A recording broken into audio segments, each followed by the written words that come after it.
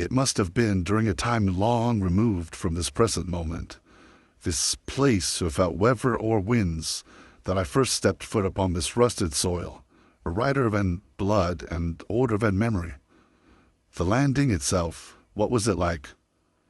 I tried to recall the shiver of my boots, pressing into Martian dust, the mechanical sigh of the ship's descent, the subtle tremor of triumph that should have accompanied such a feat.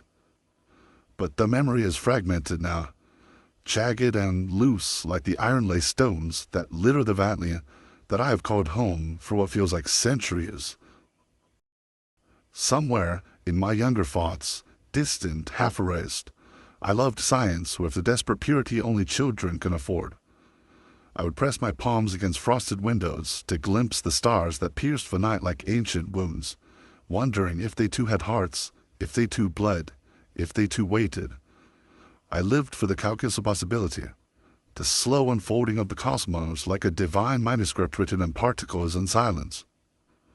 How curious, then, that this very devotion has led me here, to die quietly in a cradle of redstone, as the first man to do so.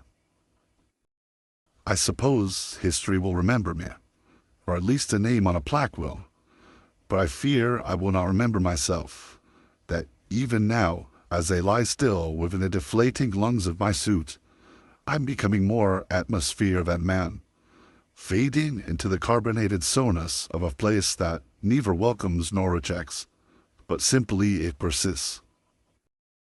The oxygen tank, stubborn and faithful, leaks its final sighs behind me.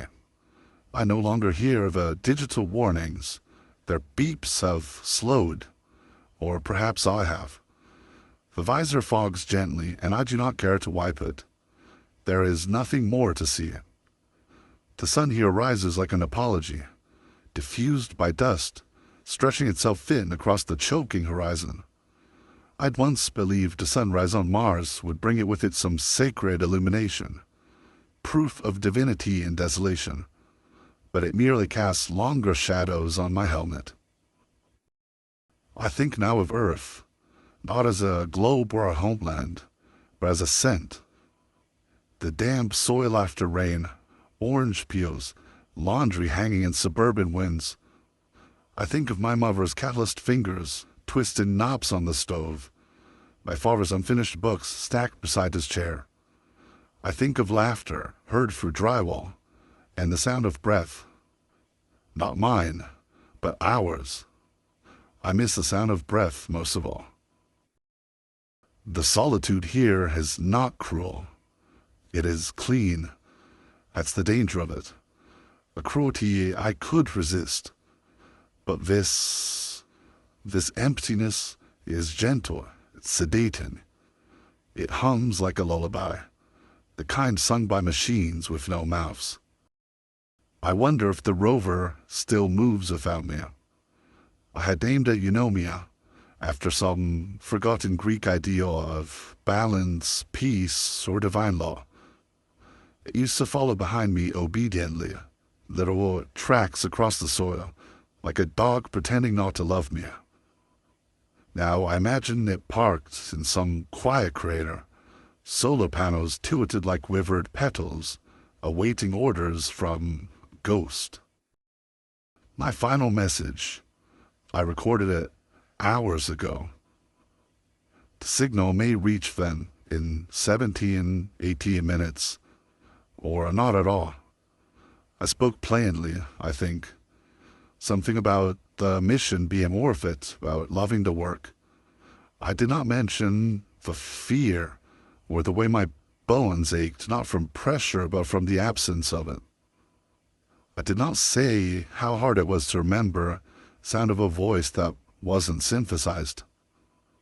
I didn't cry, that surprised me.